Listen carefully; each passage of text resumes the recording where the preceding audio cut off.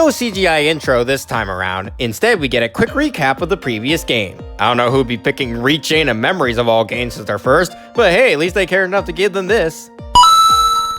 Something just told me he'd be here, okay?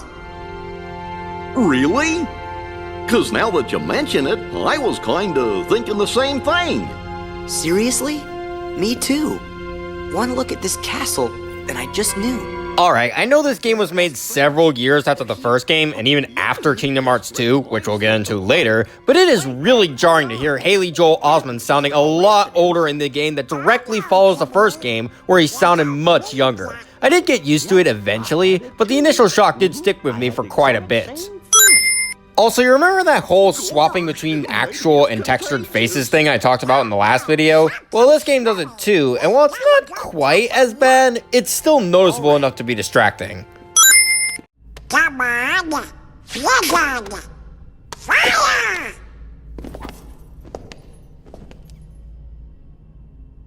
Why isn't it working? I should think it's obvious. The moment you set foot in this castle, you forgot every spell and every ability you ever knew.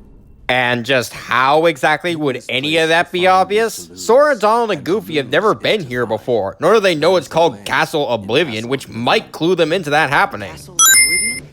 Proceed, Sora. To lose and claim anew, or to claim anew only to lose. Ugh, quit the fancy wordplay already. You don't need to fake being prolific, just say the further you go, the more you forget and move on. It's not that hard. After that little interaction, we get a tutorial on how the new card system works. To give credit where credit is due, I appreciate that they go over everything you need to know for getting into the game, and that nothing is too cryptic to work with. That being said, I hate this combat system so very much. I know we're not even 5 minutes in, but this needs to be said because I went the entire first half of the game just hating almost everything about it. For a bit of context, Chain of Memories was originally a Game Boy Advance game released back in 2004, a couple years after Kingdom Hearts 1. A few years later, it was remade for the PS2 exclusively in Japan as a package with Kingdom Hearts 2 before being localized as its own thing in the US. Now, given that the GBA only has 2 buttons, the card-based system where you cycle through cards with the triggers and select each card in order to attack made sense. But when that's translated to the PS2, it is so clunky. Every single attack you have, be it Keyblades, magic, summons, etc., is tied to whatever cards you have in your deck, and each card has a specific number value from 0 to 9 attached to it. When an enemy plays a card that has a value of, say, 4, you can break that card if you play a card of higher value and vice versa. Meaning unless you have a deck filled with high value cards, enemies are free to break through your cards whenever they want, rendering any and all attacks useless. Well, if that's the case, why don't you just fill a deck with all high-value cards, I hear you say. 2 things about that, actually. 1, you can only get cards from hitting certain things in the environment or by buying them from the Moogle shop. And in both cases, the cards you get are all random. So it's not like you just farm for high-value cards all the time. And while the odds of getting better cards do increase as you go, you'll still end up with a lot of low-value cards that aren't useful, but have to be wasted anyway. For 2, not only does each card have a set value, but they also cost a certain amount of card points to be placed in your deck, with higher value cards costing more points. So the design choice that limits my combat abilities with stupid card values, yeah, that's limited even further by arbitrary points, which you only get a chance to increase after you level up. To combat this, sometimes you'll get a chance to turn any given card in your deck into a premium card, which lowers the amount of card points it's worth. The catch is, you can only use premium cards once per fight, and...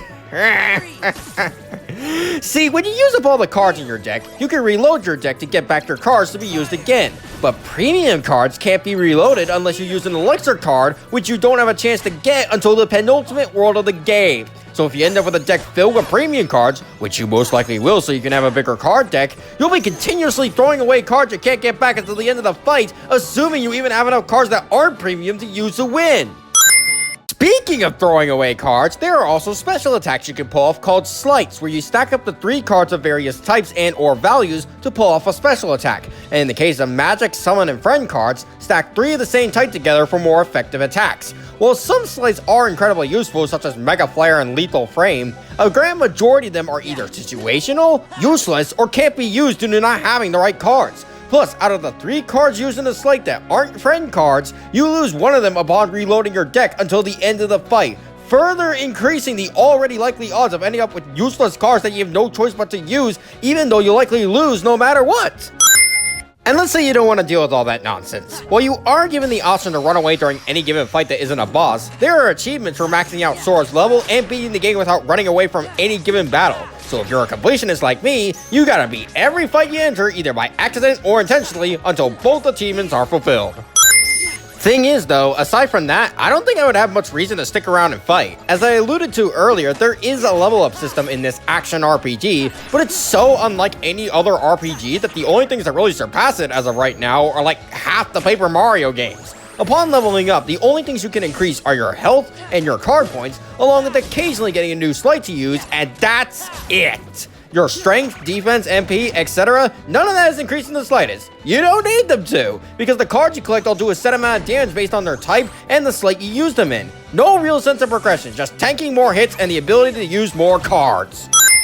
With that in mind, you're probably wondering what the point of battling even is given all this nonsense. Well, after every battle, you're given something called a map card because, get this, cards are just used in battle. In order to progress through the world, you'll need to use map cards of specific value on each room, and certain required rooms require both a card of a specific value, color, or combination of values, and a special map card to make, which is given to you automatically throughout the worlds. Each map card even has certain attributes that affect your abilities and the heartless in the rooms. Doesn't sound bad on paper, but the problems arise when you discover that you can only carry 99 map cards at once, despite being able to carry a seemingly endless amount of every other type of card. So on the occasion you get to the door you need to, and don't have the card you need because you can't get any more, you'll have to dump some of your cards that you may or may not need later down the line, and then either blindly grind Heartless in the hopes that you get the card you need, or use the roulette card to increase your odds. Both options being a waste of time as you could just hold more cards, but hey, at least one's a little faster. And here's the absolute worst part about the cards. There's an entire set that you just can't use. Sometimes when you defeat the last enemy in a battle, it'll drop a special enemy card that has attributes from said enemy that could boost your abilities in battle. Except the amount of card points they're worth are oftentimes way too much to justify adding them unless you either wait several level ups or clear out enough cards that you'll be able to use it. Not that you'll really want to, given that a grand majority of their effects aren't that useful in the grand scheme of things. So why do these even exist in the first place if they can't be used without major readjustments? My goodness, I just spent 9 whole stints back to back on the cards, and the game has only just started! Unfortunately, I'm not done seeing the game yet because I gotta get the worlds out of the way. Why? Because 90% of them are the same worlds from the first game. From Traverse Town to Hollow Bastion, they're all here except for Deep Jungle, weirdly enough. And despite the given reasons that we're going through Sora's memories, it's really lame to go to the same 11 worlds we did in the last game directly after the last game. There are 2 new worlds in the Forest of Twilight Town and Castle Oblivion, one of which is just a collection of white walls that totally don't get boring and repetitive, and the other doesn't feel like a legitimate town due to the level design. Speaking of level design, I could maybe tolerate the reuse of worlds if they made good level design with them, but they really don't. Instead, each world is a collection of runes that not only seem to exist in a void, but also share the same 5 sets of rune design throughout. It honestly makes every world feel the same, with little difference between them. Like, what's the difference between this room in Agrabah and this room in Atlantica? Likely aesthetics and nothing else. And I kind of get it given that none of these worlds are actually the worlds we visited in KH1, but considering this is a remake of a GBA game and that the characters you meet actually believe that these fake worlds are real, I expected more. And after all that, I guess that just leaves the graphics, and I don't know, they're about on par with KH1 in that regard. I can't really give it the same praise since most of it is reused assets, and the rest is either dull or can't be properly fleshed out due to the game's design. It just feels a lot more hollow this time around, despite my previous praises for KH1's graphics.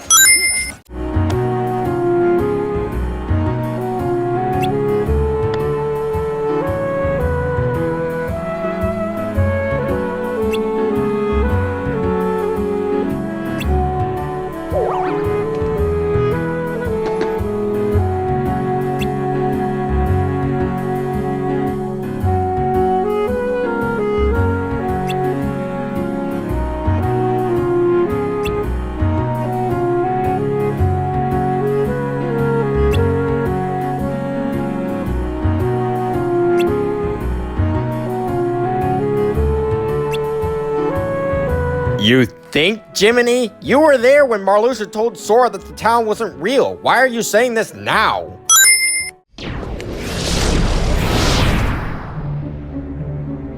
Hello. What do you want? No hogging the hero.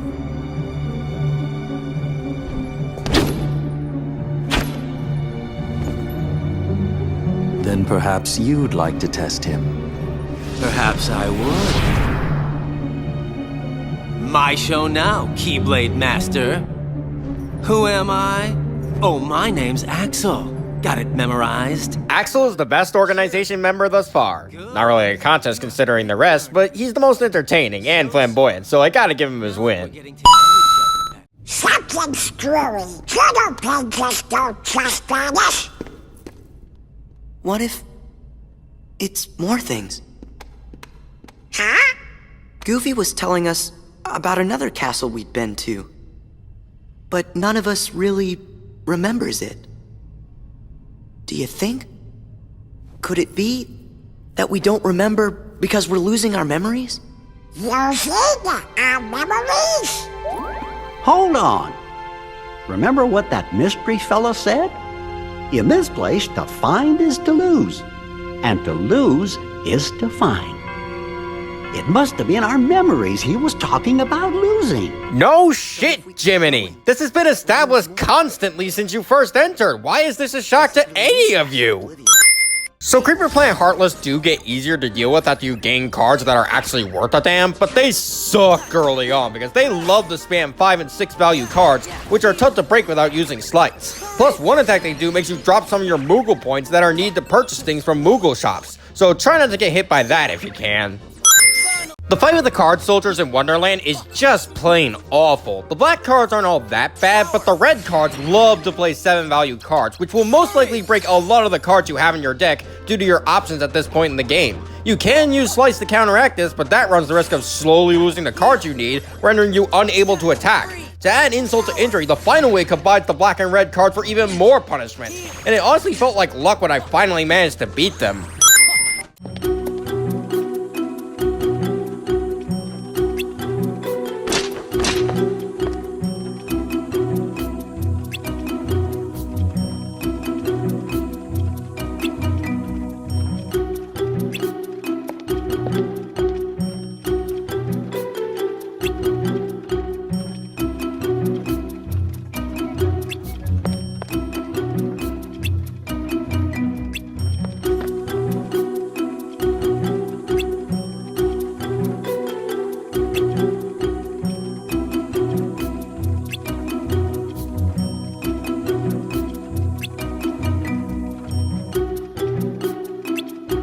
Alright, this moment was a legitimate smart move on Alice's end. Honestly, I kinda wish she was like this in KH1.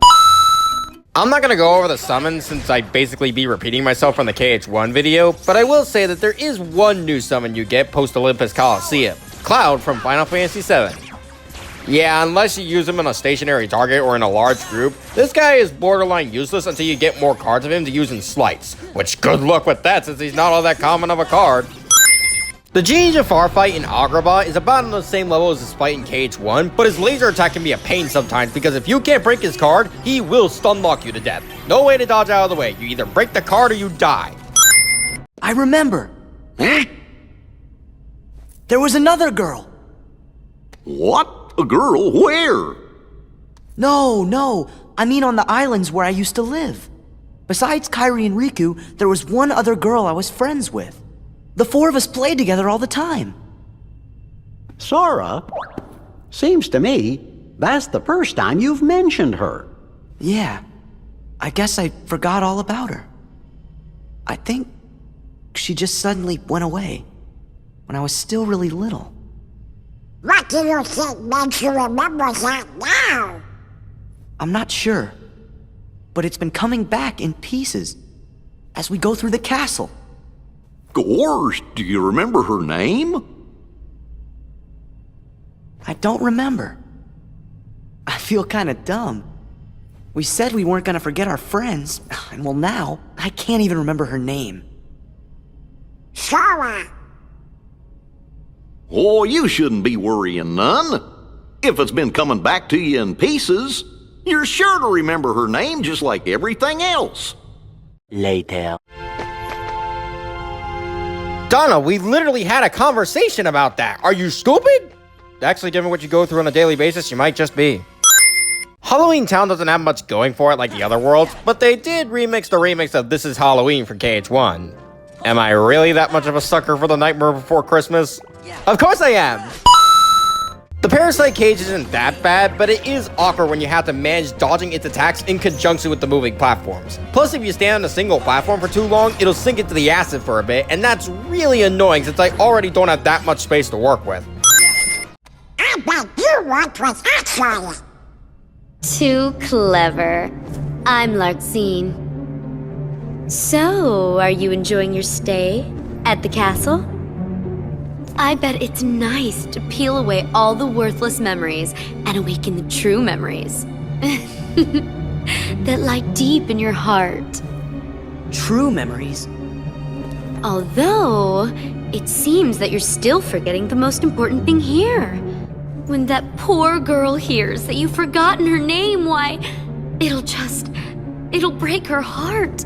Man, f*** Larxene. I know she's a villain and all, but she is so obnoxious. Anytime she opens her mouth, it has the same mocking, annoying tone, and it got old in her first scene. She's basically Verini from Kid Icarus Uprising, only way worse, doesn't get any quote-unquote redemption, and you can actually kill her, which I did gleefully, might I add.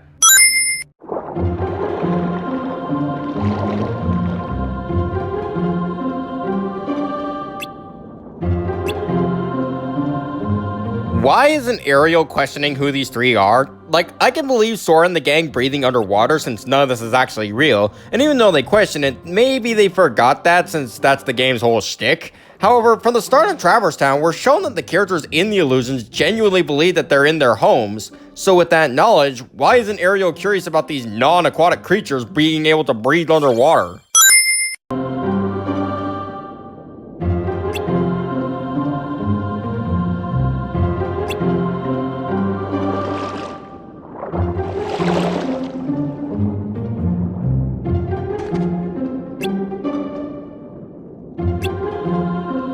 Oh, I don't know, maybe a giant golden pitchfork that's so obviously not hidden that Goofy was able to spot it? How are you two making Goofy look like the smart one? Once again, I don't have much to say about Atlantica, but like Halloween Town, they remixed the remix of Under the Sea. At least I think they did. It sounds very similar to KH1's take on it, but either way, it's a good song regardless. Oh wait, there is one thing Atlantica has going for it. I haven't touched on the friend cards because the ones that aren't Donald or Goofy are kinda whatever, but Ariel is probably the best since she zips around the arena and deals big damage to the foes she hits. Plus, it's just fun to watch her do her thing in graceful fashion. Okay, I didn't mention this before because it wasn't that big of a deal, but the dialogue in this game has a lot of awkward pauses. Apparently, due to the game being Japanese exclusive for a time, the animations and lip syncing are synced with the Japanese dialogue, so when this game was localized, the solution they went with was to just cut up the words to where the characters speak. This began to rear its ugly head when Larxene showed up, but in this cutscene with Riku and onwards, it only grows more noticeable and off-putting. Like, just take a listen. Spare the excuses. I bet that you had all but forgotten about me. Are you crazy? Come on, I came all this way looking for you. But you're not anymore, right? Now it's only Naminé that you're looking for. You don't care about me, just like you never cared. At all. About her feelings. Nominees? I knew it. Never even gave it a thought, did you? Just 'cause you want to see Naminé. Sorry. Doesn't go both ways. Given how bad the Dragon Maleficent fight was in KH1, you'd think refighting it in this game would be just as bad, if not a little worse. But surprisingly, this boss did a complete 180 to the point where I beat her on my first try. It's weird because she retains all the attacks she had before, but because you can interrupt her attacks, I guess that makes the fight a lot more manageable. Especially since at this point in the game, I have plenty of high-level cards and some useful slice to unload onto her. Congrats on climbing up to pretty good, I guess, Maleficent. Now I just need Ursula to be a bit better than passable. Much like in KH1, the 100 Acre Wood is more of a minigame collection than a traditional world, but unlike in KH1, the minigames here are not very good, at least when viewed in a completionist sense. In a vacuum, they're fun, and the minimum requirements to beat them are no problem. However, all 5 have achievements tied to them, and while some of them are fine, most of them are a pain to get. The Veggie Panic minigame, for example, requires you to sort cabbages and pumpkins while also dodging carrots to obtain a grand total of 150 points. While it's not that bad at first, the vegetables roll faster the farther you go into the game, and by the time you get to 100 points, you need to have borderline Sonic reflexes in order to not mess up and lose. What especially doesn't help is that Pooh will occasionally skip into the road like an idiot because there's a butterfly flying around. And if you can't protect him from the vegetables, it's a guaranteed mistake. You can't hit the vegetable that hits Pooh because he'll be attached to it. Just sit down in your place and let me smack the already way too fast vegetables, Emperor Bear! Tigger's Jumpathon is the next cumbersome one, and this might just be the worst out of all of them. What's so bad about this one? Let me put it this way. Have you ever played one of those Simon Says color games? It's basically that, meaning it's entirely dependent on how good your memory is. Speaking personally, my memory tends to fluctuate between forgetting the most basic of things to having a mind like a steel trap. And of course, when I need it to be the latter, it leans towards the former. And get this, the achievement requires you to collect 120 points from this minigame. I spent so long on this one minigame grinding out attempts, and it was only until I found out that you could just press the button combination as fast as possible rather than doing it in sync with the characters on screen that I eventually ended up doing it. Bumble Rumble is the last one, and my experience with this one was weird. See, I needed to clear out all the bees attacking Pooh within 1 minute and 40 seconds to get the achievement, and it only took me a few attempts to accomplish it the first time, but for some reason my time didn't save in Jiminy's journal, and as a result the achievement didn't pop, forcing me to do it again? That by itself was weird, but what's even weirder is that I spent an even longer amount of time doing the minigame because for some reason I just couldn't manage to get the time I had so easily gotten before. I even had to look up a strategy to change the minigame after a dozen or so attempts. I have no idea what happened at all, but I do know I'm salty about it. Something I haven't mentioned up until now is that the fights against the organization members feel a little luck-oriented. A lot of the time when I fought them, it felt like they were largely kicking my ass, and it was only when they decided that I suffered enough that I get the jump on them.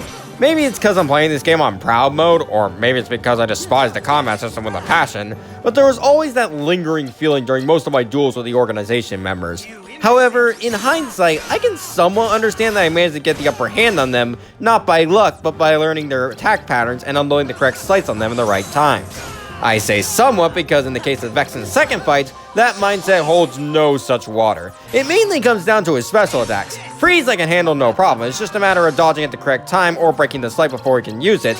Ice Needles, however, has a crazy amount of range, it is near impossible to avoid, and Slide Break requires very awkward timing to avoid. Pray that you're able to break them in time if you have the cards necessary to do that at all, and if you can't, say goodbye to your health. The fourth Rakupika fight is one that I struggled with a lot, and I'm not entirely sure why. For the record, I'm calling him Rakupika because this Riku is a replica made by Vexen, and Rakupika sounds way better than the official Riku replica name. Anyways, up until now, the Rakupika fights haven't been that bad, and by all accounts, this one shouldn't be that different since it's just the other fights but a little harder. I think the main thing that really hurts this fight is the thing I mentioned about the organization fights boiling down to luck. Rakupika does not let up even a little bit during this fight, and it basically demands that you place Slice at the perfect time or he will destroy you. And then there's this Dark Aura attack. Do not let him use it by any means necessary. If he does, he will shred your health like paper, basically dooming you for the rest of the fight. Neo Shadows just plain suck. They love to play 8-value cards, constantly shrink down making them impossible to hit, and their spin attacks continue until they either hit you or their card breaks. Even worse, you have to deal with hordes of these things in almost every battle you partake in Castle Oblivion. Thank goodness you learned the trading limit slight right before the start of this world, because I feel like that slight was the only reason I even survived the hordes at all. You ignorant fool. If Namine uses her powers to erase your memory, you'll be nothing but an empty shell.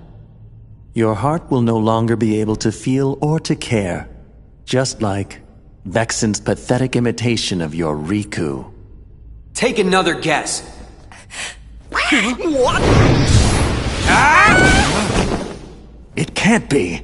Riku! How are you alive? Namine quite literally smashed your heart after the fourth fight with you. By all accounts, you should be dead. The only answer I could think of is that Naminé repaired his heart off-screen, but that was never established or hinted at anywhere. Does this count as a Deus Ex Machina? Because it sure feels like it. Marluxio's first fight. This guy hits like a semi-truck, loves to teleport away from you, rendering your best slice like lethal frame basically useless, and has special attacks that are almost guaranteed to kill you. To be fair, the tornado attack is easy if you can break his card, and I was able to avoid Death Sight with practice, but Blossom Shower is the real pain in the ass because if you can't interrupt it, Marluxio will unleash a barrage of slashes, nuke 75% of the room, and fire a barrage of lasers that will kill you if you get hit. I spent like an hour or two on this fight alone, and it sure would be nice if Rakupuka actually came in to help out like it seemed he would in the cutscene, instead of disappearing as suddenly as he arrived. The final boss, meanwhile, isn't quite as bad, but can still give you a hard time. Second form Marluxia isn't that bad. I was able to take it down consistently with practice, but that was only by adapting to a completely different strategy than I was used to for basically the entire rest of the game. You know those slights you've likely been using throughout the game since they were basically pivotal to beating the bosses, including Marluxia prior? Yeah! Don't use them here because Marluxia is always in the air, and the most useful slights are ground level, rendering them useless. Instead, the optimal strategy is to break each individual card he throws to leave him open to attack, which isn't the biggest deal in the world, but it's still tricky when this one phase is so different from every other fight in the game. Yeah, that's right, I said phase, because Marluxia has a third form, and this is where things get bad. His standard attacks aren't anything to worry about, but he has some bogus slights that he basically spams. These include Whirlwind to the Void, which robs you of your cards and actually can be used as a free reload, so that's nice. Doom, which forces you to break every card he plays within a short amount of time or else you die. And Omni Laser, which he brings out at low health and is basically an insta-kill if you can't break the slide in time. And if you mess up, that's it. You go straight back to the first phase. And I feel like I only survived by the skin of my teeth rather than any real skill. Though if there is one thing I will compliment this fight on, it's the music. The first phase sounds nice, but the second phase has a really beautiful track that helps soften the blow of an otherwise not very good fight.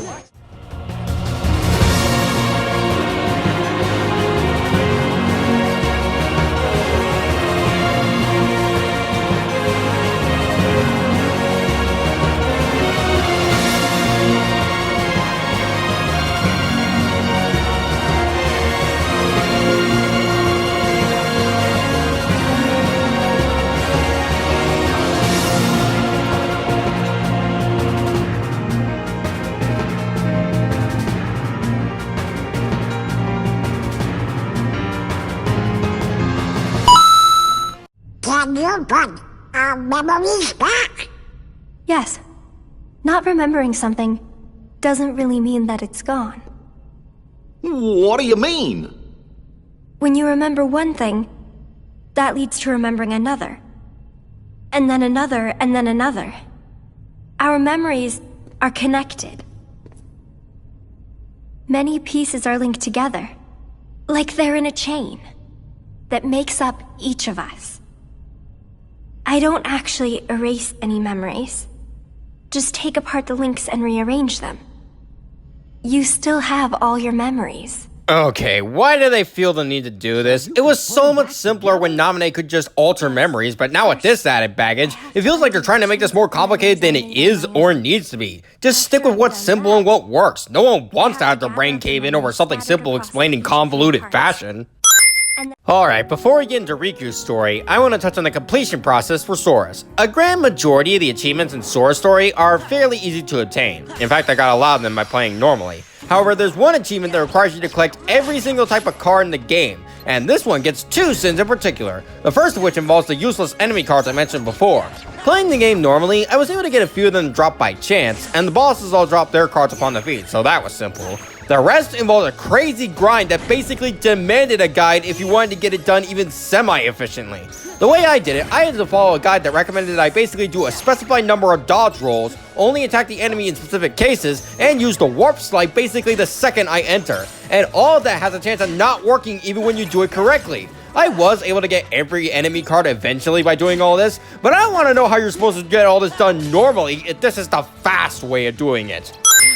The other sin I have is that certain attack cards and the rest of the organization cards are locked behind watching the 358 Days Over 2 cutscene compilation, as well as reading every report and diary entry in the options. Does anything in Rechain of Memories even allude to that? Nope! I'm just expected to spend 3 hours watching the story of a game I don't even plan to cover just yet, effectively spoiling myself on future plot beats just for the sake of some stupid cards that I don't even want to use. Luckily, one of my audience members told me about this when I finished KH1. Thank you, by the way, Decalink Gamer. But if they hadn't, I'd probably be very confused and a little irritated.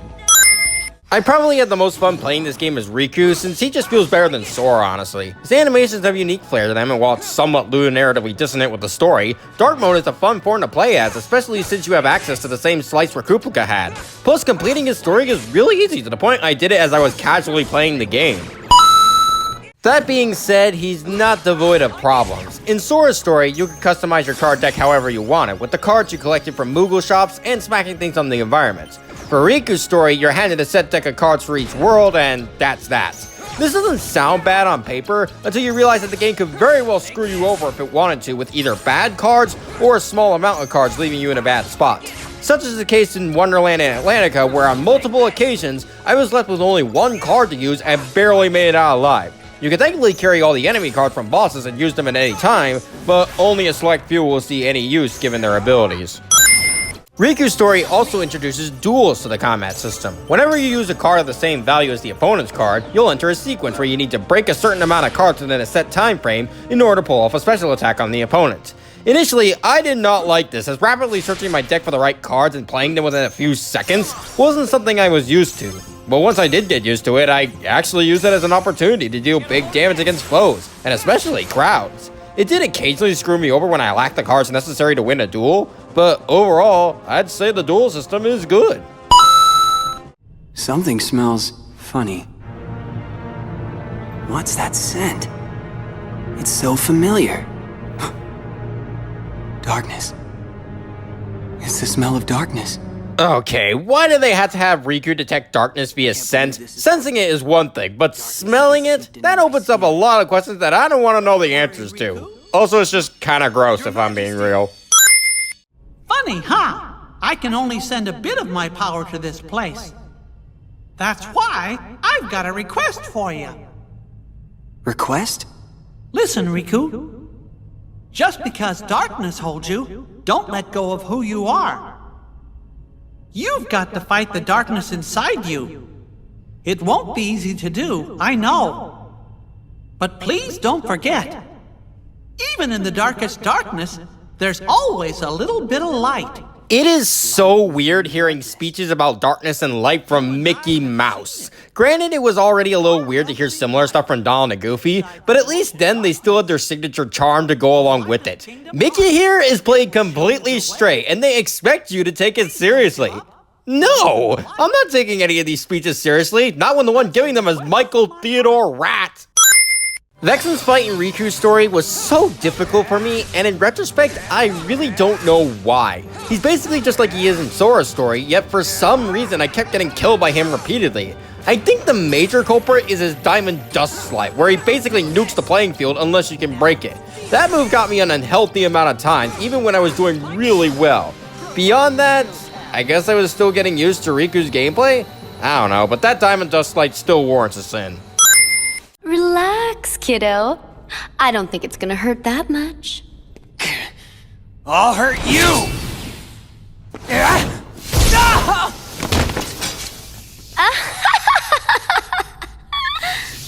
Stupid little toy. Think you could defeat me? Where would you ever get a thought like that?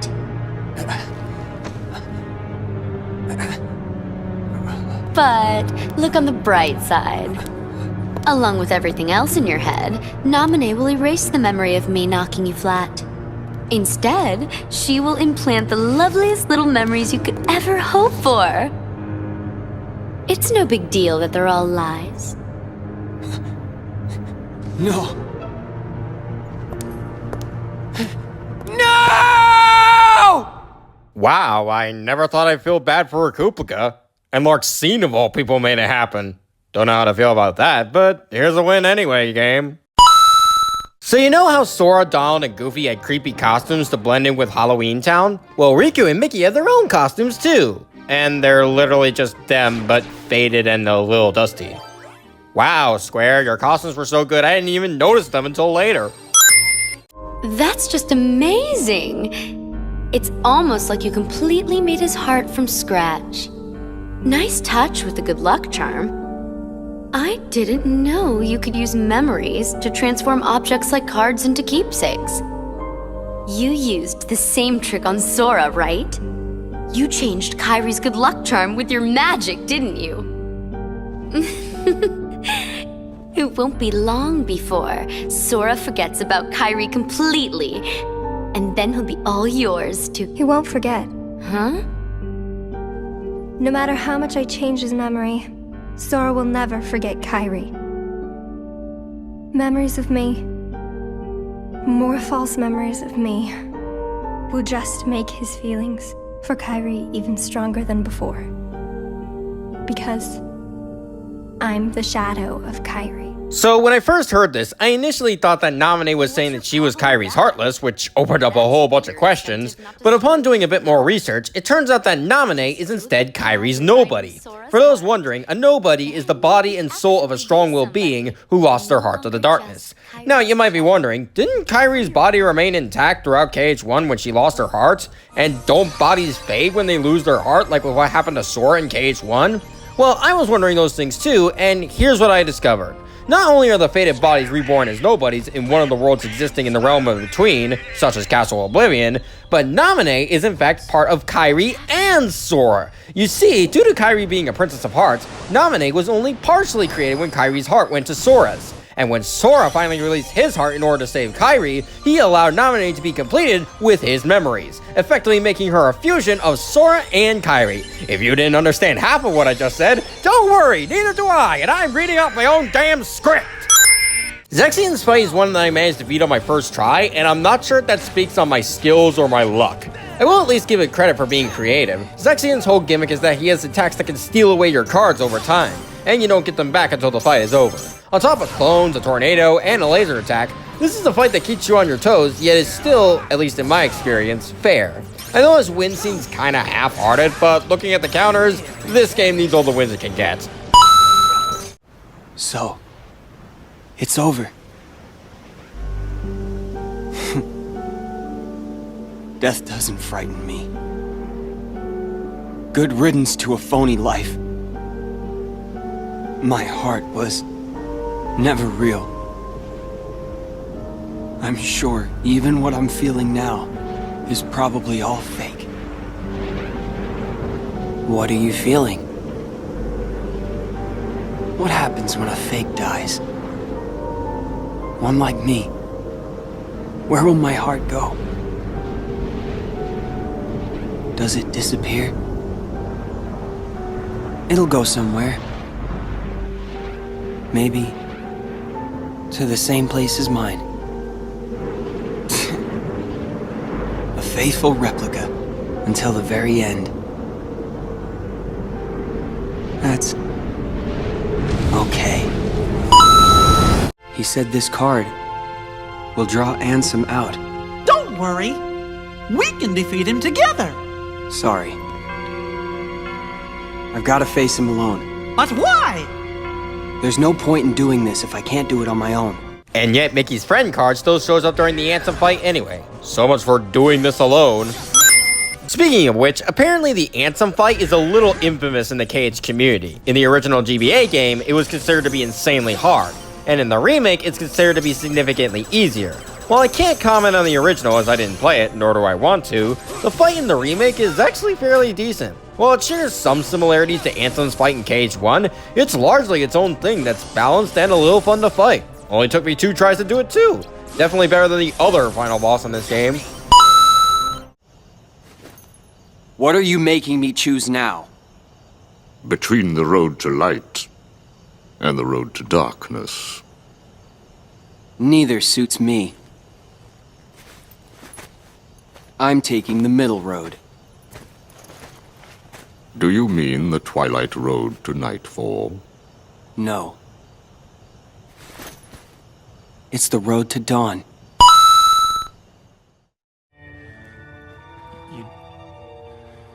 You did it, sir. I did it. He did it. He did it. You did it, sir. I did it. He did it. I did it. Atrocity is back! Ladies and gentlemen, it finally happened. It took 10 videos to do it, but the sin counter has finally won a video. Sadly, I did not enjoy Rechain of Memories. I went in as open-minded as I could, but I could only find bits and pieces that I could like, while the rest was either nothing or something I hated. Most of my playthrough was just me hating the card system, mildly chuckling whenever Axel was on screen, getting really annoyed whenever Lark seemed to open her trap, getting angry whenever I got beaten to a pulp, and being bored everywhere else. Initially, I was planning on giving this game a 3 out of 10, but after Riku's story, I ultimately settled for a 4. I considered giving it a 5 at one point, but a 5 would imply that I could return to it and feel indifferent about it. This is a game that I don't want to play again, whether for content or otherwise. And a handful of good elements can only get you so far. Plus, the war has begun to spiral out of control, which doesn't paint a good picture for the rest of the marathon.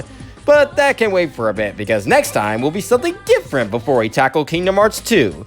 It'll be about a versus show that I really like to watch, and some fights I would like to see happen sometime on it. So I hope you look forward to that. See you next time, everybody.